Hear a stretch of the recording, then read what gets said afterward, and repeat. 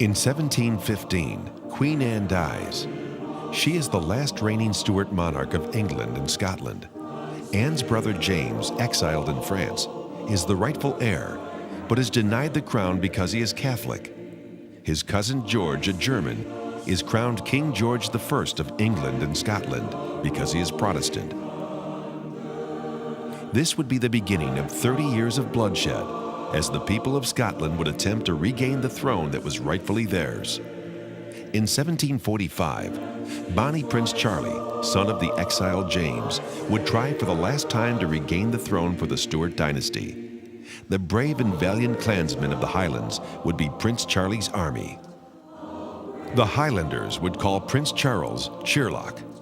The English would call him the Pretender.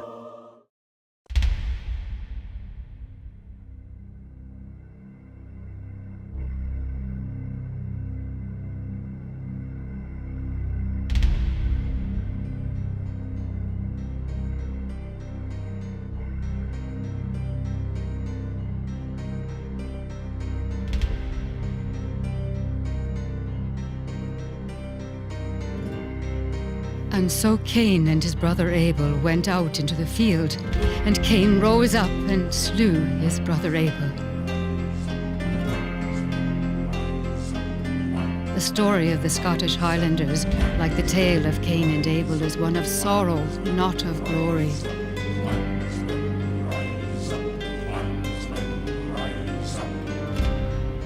In April 1746, on a cold moor near Inverness, Scotland, English forces brought to an end the last Celtic clan culture. The mountains and glens of Scotland stand as silent reminder of a proud and ancient people.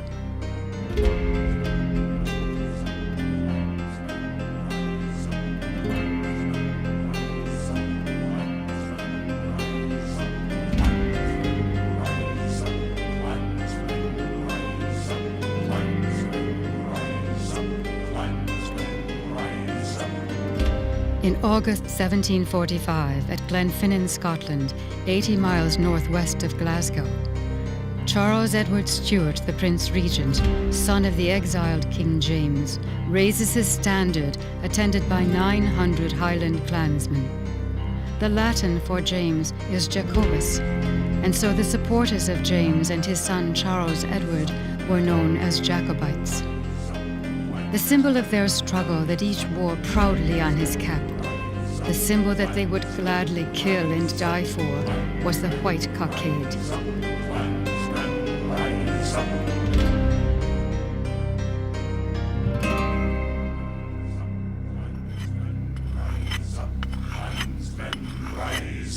Clansmen, rise up! Aye, my name's John Cameron MacIver, and I supported the Bonny Prince, the one the English call the Pretender.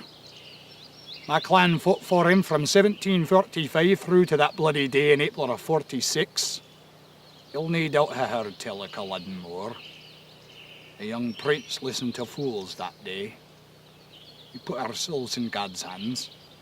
Many died. You can see now, one king's no better than another. They dinna care what becomes of the common man.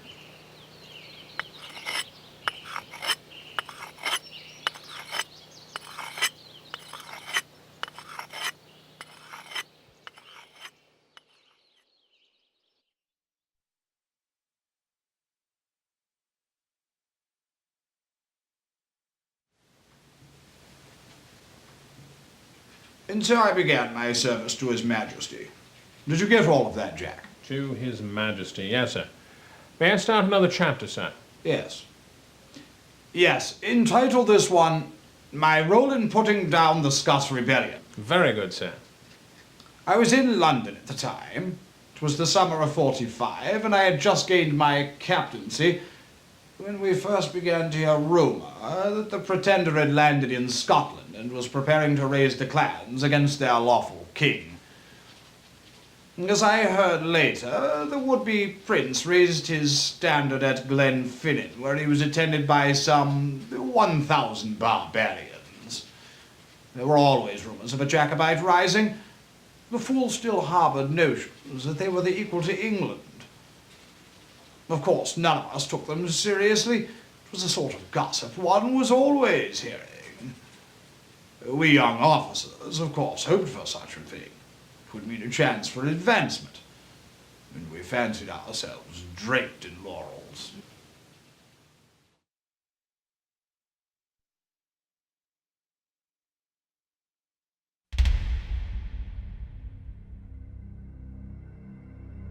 MacDonald of Clan Ranald rallied to the prince's standard, and so began the gathering of the clans for the last attempt of the Stuart dynasty to regain the throne of Scotland and England. This would be the final attempt by the people of Scotland to throw off the yoke of English domination of Scottish political and economic life.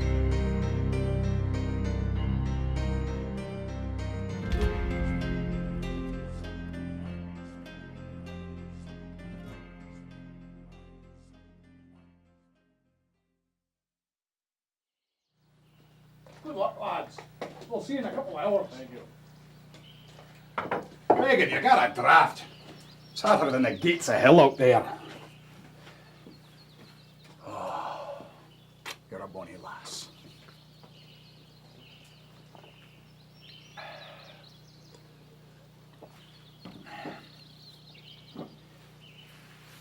Many's the wafer bairn whose man or dad didn't come home.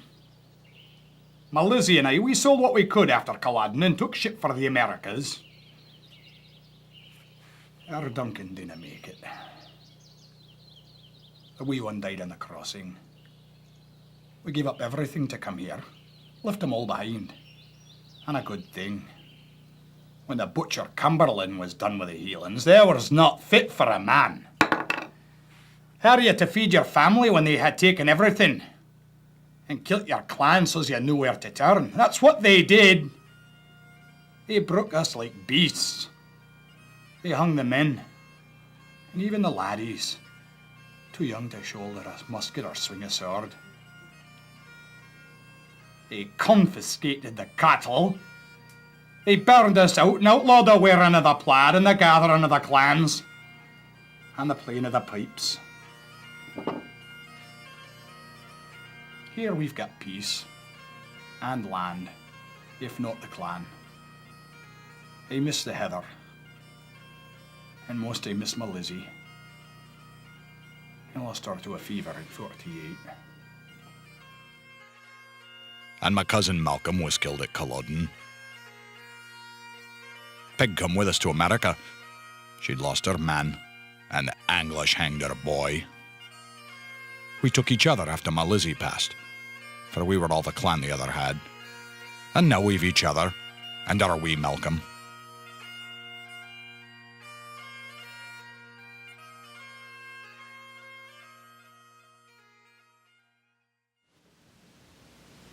The Scots wasted no time and immediately marched on Edinburgh, which they fancied their capital. We heard later that they captured it with ease, which of course can only be accounted for by the simple fact that there were no troops to stop them. I can assure you, Jack, it would have been quite a different thing if there had been one good regiment of English country lads. The Scots in Edinburgh were a treacherous lot. They practically handed the keys to the city to the Pretender.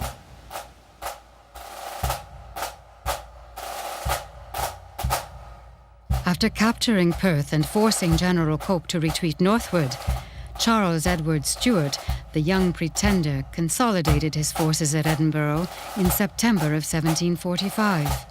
Here he proclaimed his father King James VIII of Scotland and the Third of England, and to great adulation the young Pretender was named Prince Regent.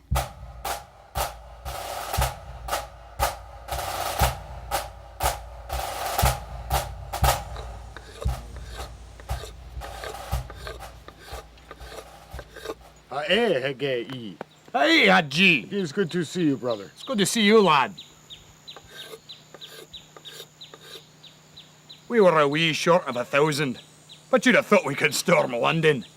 Nary 1 in 100 of us had ever seen battle, but oh, we were grand, the cream of the Highlands. Our digs and claymores shine like jewels in the heavens that night.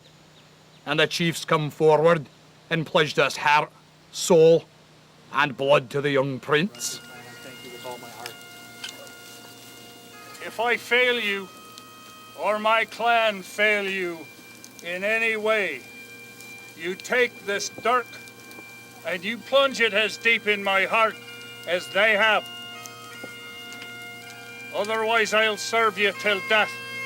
Till death!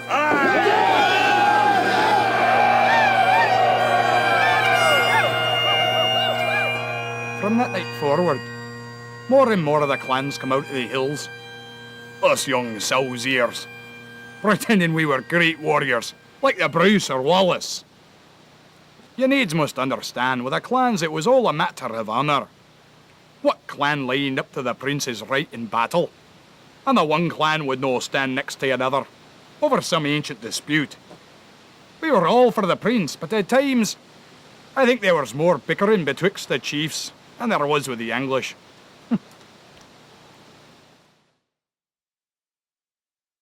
Yes, well, let me see. General Cope retreated northwards towards Aberdeen with 3,000 men. The man was truly an incompetent. How in God's name he expected to stop them when he was running in the opposite direction, one shall never know. We marched on Perth first, with naught to stay us. Johnny Cope was no Red John of battles. He took tail and ran for Inverness. The road to Edinburgh was wide open, and the city guards and such militia as they had melted away from us like snow before the fire. You'd have thought Sherlock was the second coming the way the people met him. And us that were with him, we were like his disciples. It was us Camerons what took the city with nary a drop of blood spilt. And as I remember, 'twas in the market the next day before the cross that his father was proclaimed king, and himself Prince Regent. 'Twas a great embarrassment to the officer corps. At some point, Cope found enough courage to load his troops aboard ship and sail down the coast for Dunbar. I suppose he thought to insert himself between the Jacobites and London. In Cope's defence, it must be said that the troops under his command were completely untried. In battle, the man picked a horrid stretch of ground near an insignificant little burg in East Lothian called Prestonpans. His arrangement of foot and cavalry and artillery was amateurish at best, and it must be given to the Scots that they made the most of their own dispositions by sneaking up on him in the night. While I wasn't there, the details of it all are quite simple. At dawn, Cope awoke and found the rebels ensconced upon his flank, and so faced his troops to meet them. He opened with his artillery in order to get their range, and apparently this incited the Jacobites to charge. They were nothing more than a rabble and advanced down the run without even the slightest provocation from their own commander. It was all over in a matter of minutes. Cope's lads took to their heels and showed nothing but their backs to the enemy, who hunted them down like rabbits. That idiot Cope reached Berwick with only 400 men. They say Cope is the first general to carry the news of his own defeat faster than his men.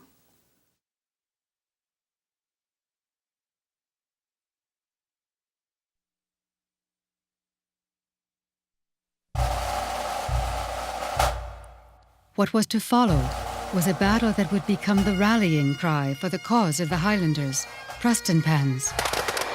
The battle at Prestonpans would last scarcely 10 minutes, but would go down as one of the most decisive defeats in English military history.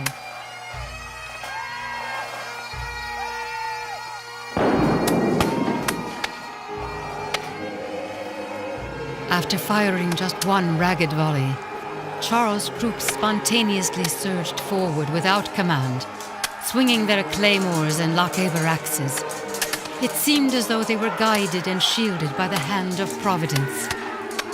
Unprepared for the riotous charge and lacking motivation and leadership, the shocked English soldiers dropped their flintlock muskets, deserted their cannons, and in the words of Bonny Prince Charlie, ran like rabbits. The kilted warriors overwhelmed the green English troops and cut through them like a scythe through oats, hacking and slashing like medieval warriors. In the end, While only a scattering of clansmen had fallen, the field was strewn with the bodies of hundreds of English troops.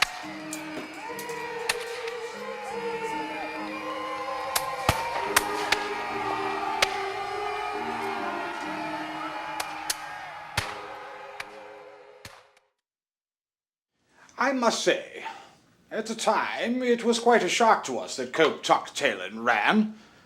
While the king's ministers panicked, young men of courage like myself hoped for the day when we would right the dishonor that Cope had brought upon us. The Pretender, fortunately, drenched in a bath of his own ego, triumphantly marched back to Edinburgh, where he sat for the month of October and played host to the young ladies of that town, and involved himself in every sort of bacchanalia, while he cavorted beneath the skirts and drowned himself in Madeira and champagne. We prepared to thrash him. The king recalled several battalions of troops from the continent, along with the Duke of Cumberland. We were the sons of Mars, while the Pretender played footman to Aphrodite. It was in November that he gave up the petticoats and started south. Can you imagine, Jack? The sheer arrogance to think that he could invade England with 5,000 barefoot swordsmen.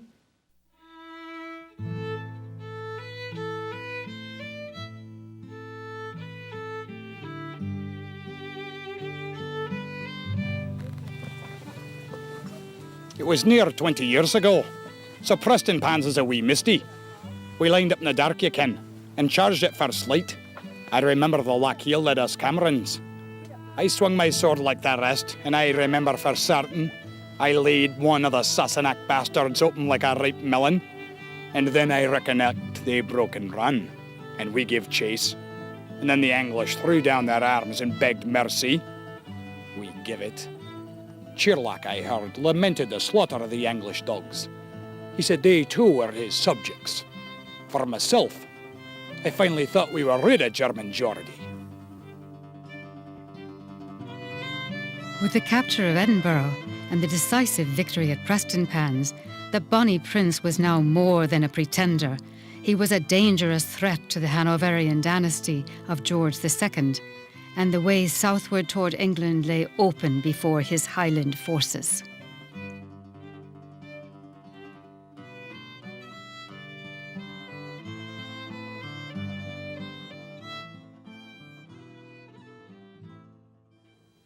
We'd assembled 30,000 men to corner the Pretender.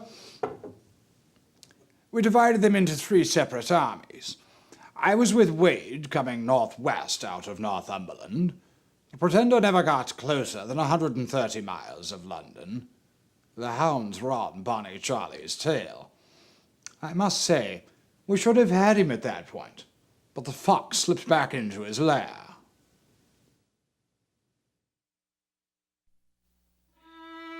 The Jacobite army at best numbered no more than 5,500 men during the invasion of England, and as they neared London and left Scotland farther behind, desertions began to rise. The Pretender had successfully dodged the 3 forces attempting to bring him to bay, and London lay a scant week's march ahead. In London all was topsy-turvy as the government prepared to flee. If ever Charles had had a chance, this was it. With desertions running high, it was feared that the army would number no more than perhaps 4,000 by the time they reached striking distance of London. It would take a bold stroke and fearlessness bordering on madness to continue.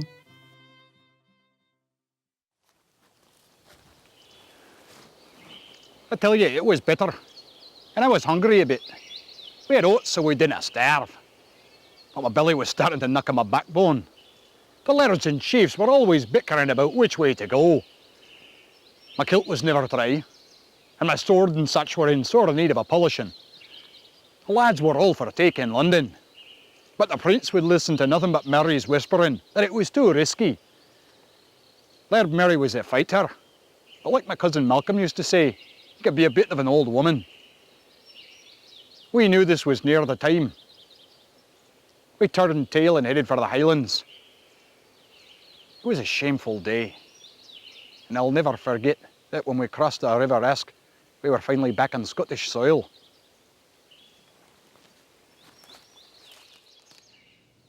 The Pretender's ranks swelled with more traitors. Spies in the Highlands reported that he had over 8,000 men. General Hawley challenged the rebels in January of 46 at Falkirk. The young Pretender raced to meet him. At least it was not the total rout that Cope had achieved. But it did little to lift the spirits of those of us who only wanted to see Scots blood on our blades, and Britain once again at peace. I'll tell you, Jack, one cannot wage war with an olive branch. General Hawley was the supreme British commander at Falkirk, where 350 years earlier, a Scots army led by Sir William Wallace was defeated by the English King Edward. Hawley had learned nothing from Cope's defeated Prestonpans, and again the English broke before the Highland charge. It was now January 1746, and this time the Scots were victorious. This resulted in the king's decision to place his son, William Augustus, the Duke of Cumberland, in charge of the English forces. The young Pretender now faced a methodical and implacable foe.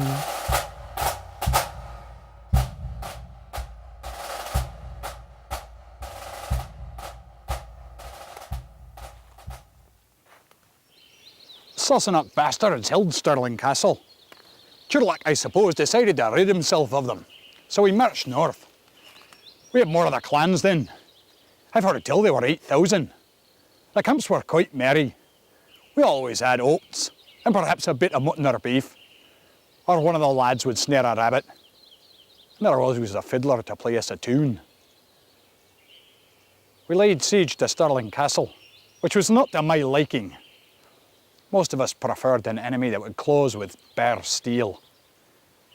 English General Hawley obliged us, and so we left off the siege and met him at Falkirk, where the Sassenach fought William Wallace in olden times. At times I felt sorry for the English soldiers. Their generals didn't seem to learn. We charged and they ran. I didn't stick anyone at Falkirk. I twisted my ankle in a rabbit hole. My cousin Malcolm had to help me hobble home. But the Lochiel knew we'd be back. It was that way with our people. Trust and honour.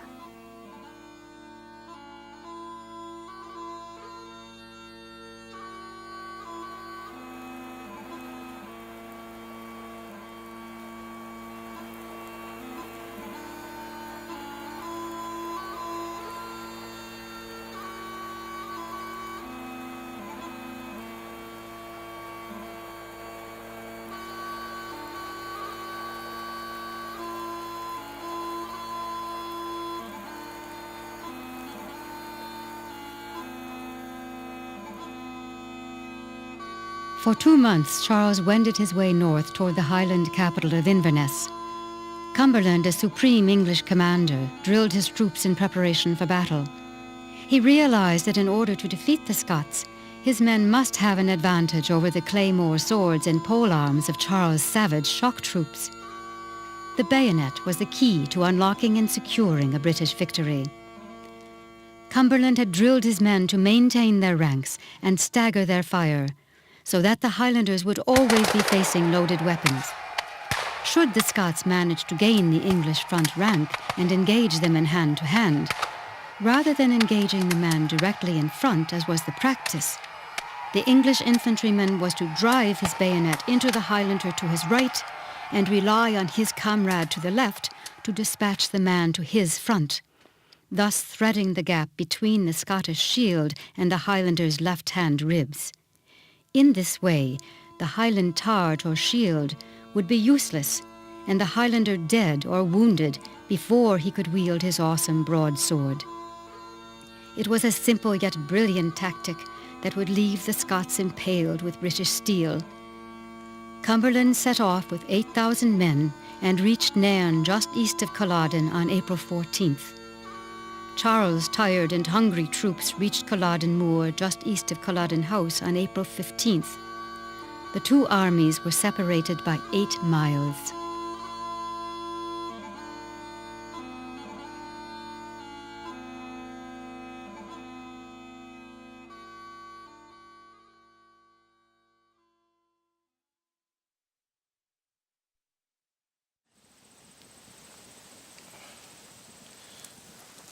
Johnny, Aye. should something happen to me, would you see to Peg and my boy? Sure, Malcolm. Here's to King James and Sherlock. Aye, the king over the water. Maybe once we've won him a kingdom, we'll see more of him in these parts. Dinna let wee Duncan forget me. Oh, he'll no forget you, you bastard. Drink. Shut your mush.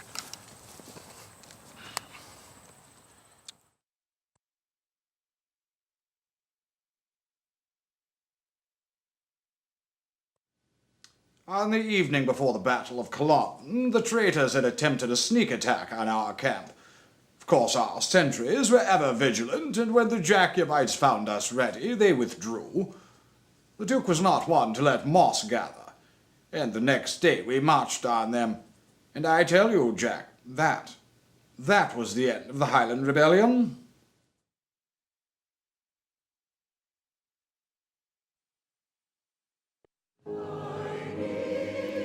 Short of men, money, and supplies, Charles, goaded by his councillors and staff, decided to gamble.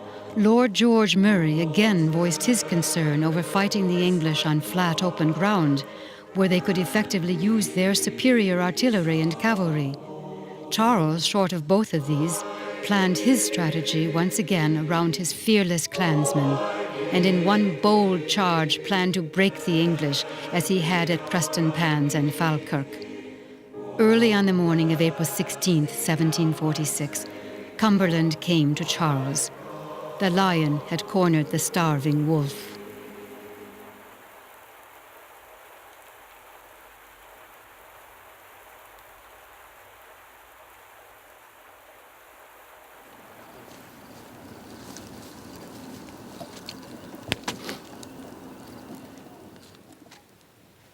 I remember the cry going up. Camerons, rise up. Sons of the hounds, come here and get flesh. We formed with the other clans of the Athol Brigade and prepared our arms. I had but 2 rounds. One for my pistol and one for my musket. My sword and dirk were sharp enough to shave with. And I knew as long as I did not step in a rabbit hole, I'd have blood in my blade. We formed our lines and watched as the English displayed their troops and laid their great guns. We stood for over an hour while the English pounded us, and their iron cannon gave what reply they could. Finally, Sherlock could stand it no longer. He gave the order. We charged down the throat of the beastie.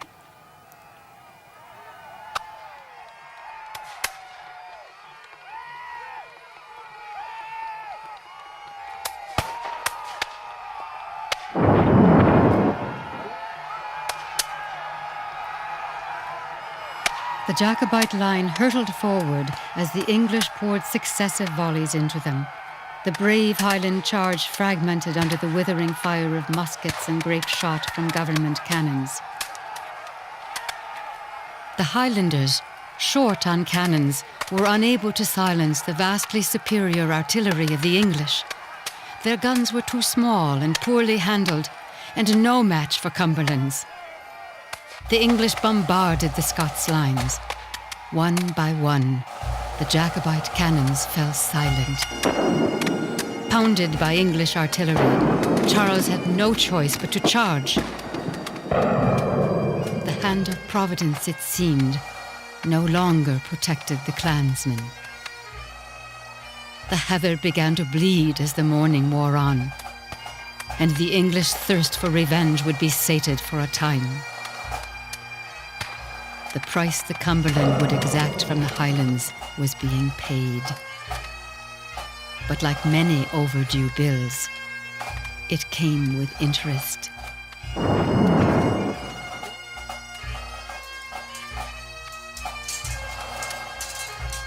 The courageous and crazed men in plaid broke through the front rank of British infantry and found themselves trapped between fires. Cumberland's men used the simple tactics and disciplines they had been taught. The Highlanders were caught unprepared for a stalwart foe. Outnumbered and divided, those that can fall back. Those that can't fall dead or wounded.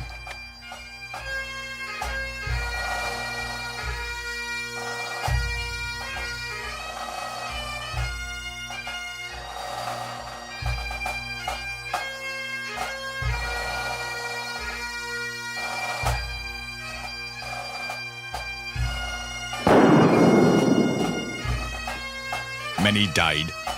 Malcolm charged like the rest. The English cut him down. At least he didn't live to see what the bastards did to his boy. It was at the Battle of Culloden and afterwards that the Duke of Cumberland earned his title, the Butcher. As the Scots lay fallen on the field, the Duke's forces moved amongst them, bayoneting the wounded and surrendering clansmen, following the order given by the Duke himself. Some of the surviving clansmen that were taken prisoner were burned alive, others hanged, while hundreds were imprisoned and thousands forced into exile.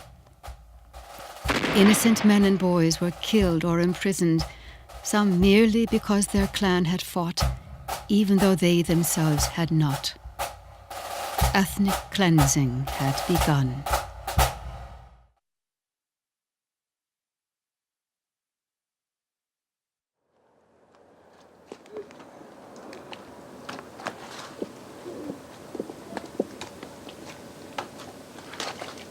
I see him, he's behind the trees! Got him off, Nate! Stop, you little player, stop! Stop!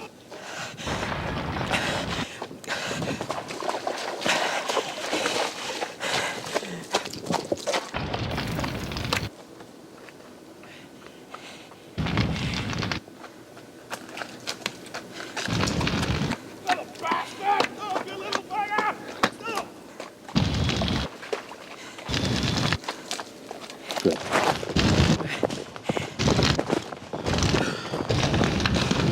We've got him, sir.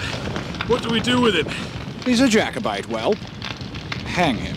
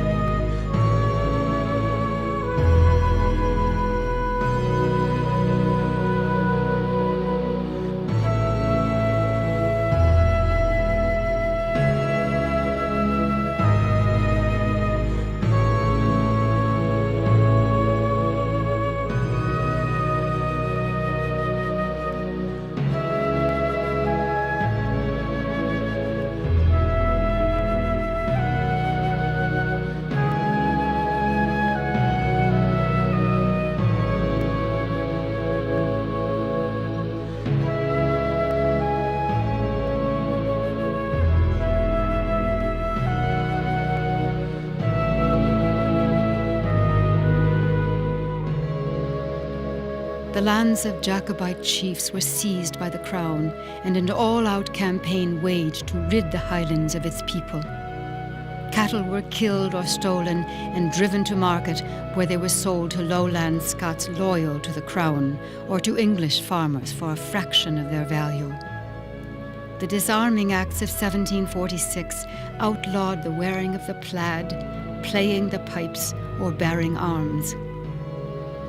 If the government could not destroy Scotland, it would destroy everything which made it unique. The culture of the clan would be ground beneath the heel of the invader. In a few short years, the highlands would be emptied to make way for a more pliable occupant. Former clan lands were cleared of highlanders through a number of devious or underhanded methods, so that the new owners could pasture Scotland's most prolific resident, sheep. The Jacobites were broken, and their prince, Charles Edward Stuart, would die in 1788, exiled like his father. Scots like MacIver would scatter around the globe, and through the decades and centuries to come would make significant contributions to science, medicine, maritime technology, literature, and every field of endeavour that man has embarked upon since. While the sons of British veterans would look across the grey Atlantic and see the storm clouds of revolution gathering over the American colonies. Scotland would recover, but the Highlands would never again know the glory of the clans.